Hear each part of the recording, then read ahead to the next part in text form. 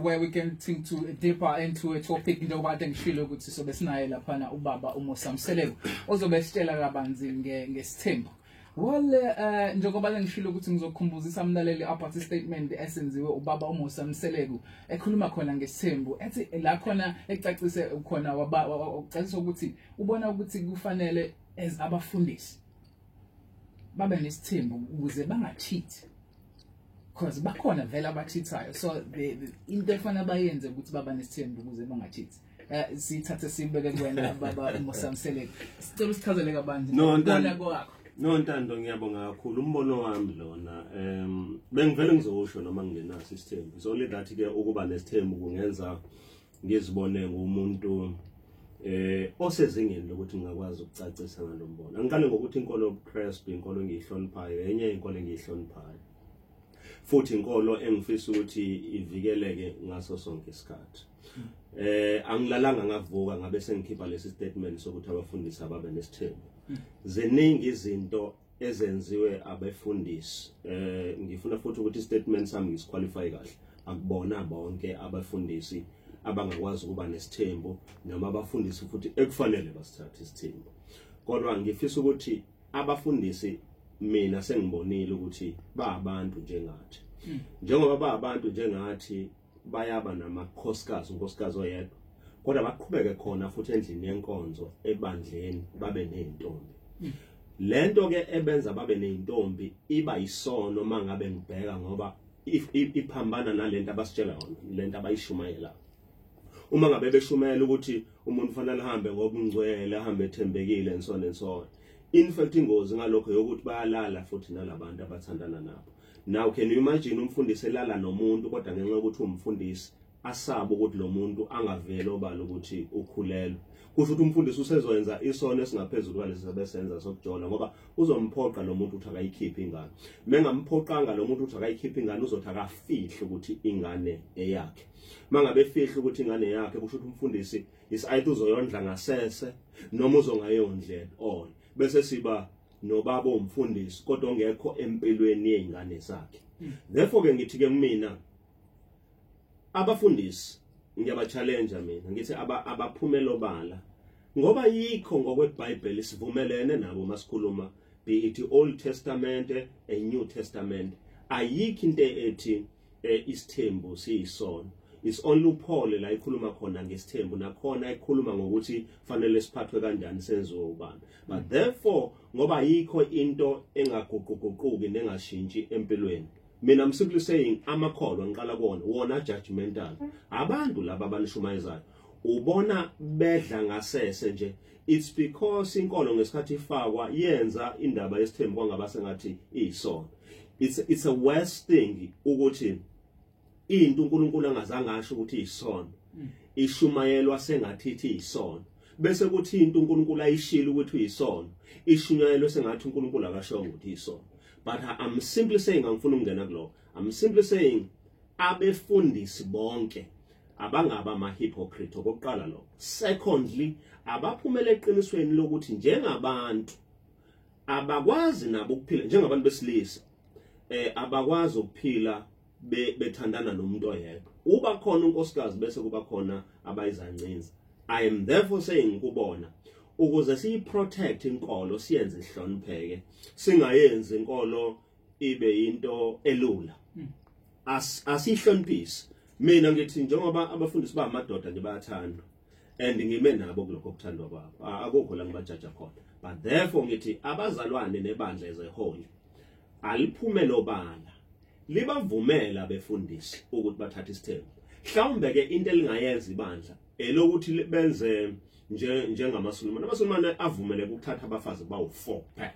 So kusho ukuthi nebandla afuna la regulate ukuthi umfundisi angaba namakhosikazi amangaka ngoba there is nothing at all esho yizwi ethi isithembu siyisono.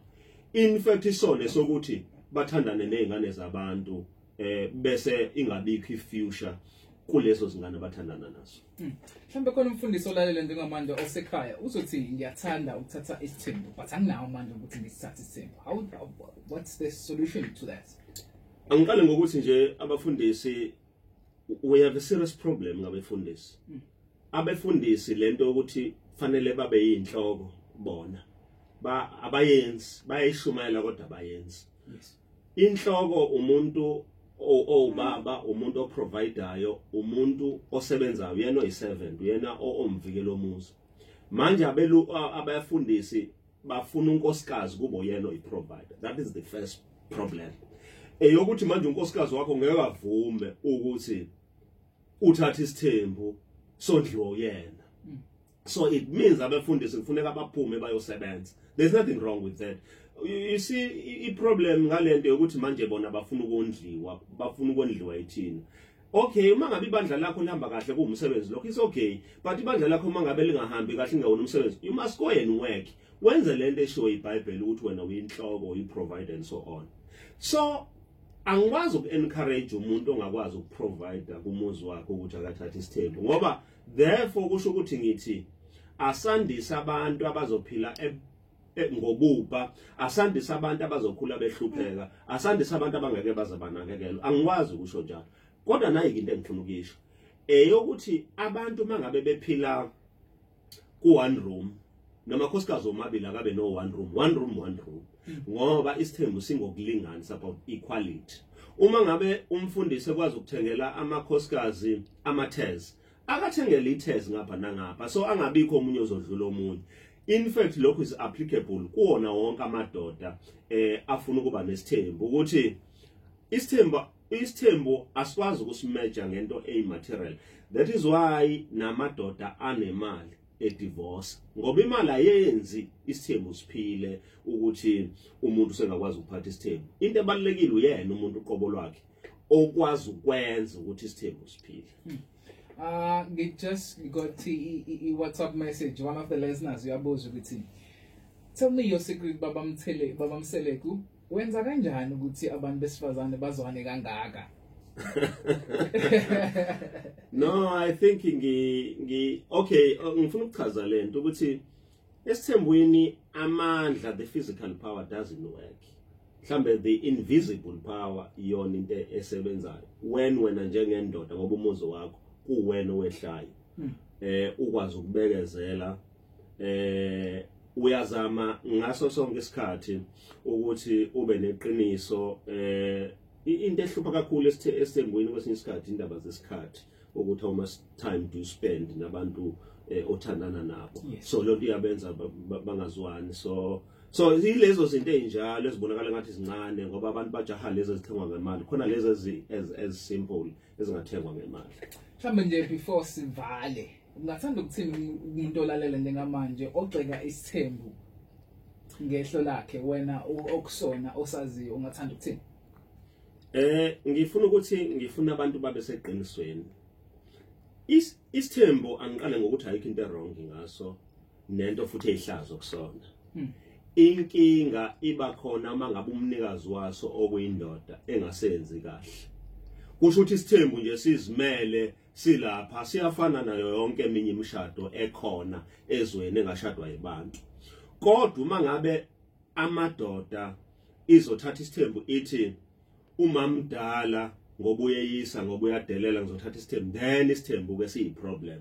Uma ngabe futhi indoda izohluleka ukunakekela izingane zakho ngokufana, then isithembu soba yiproblem, namakhosikazi ngokunjalo. So umuntu ohleli lapho ogxeka isithembu ngifuna ukumchazela mina uthini. Angifuni ukuthatha lento ukuthi abantu besifazane baningi amadoda amancane nakuba lonto iyiqiniso.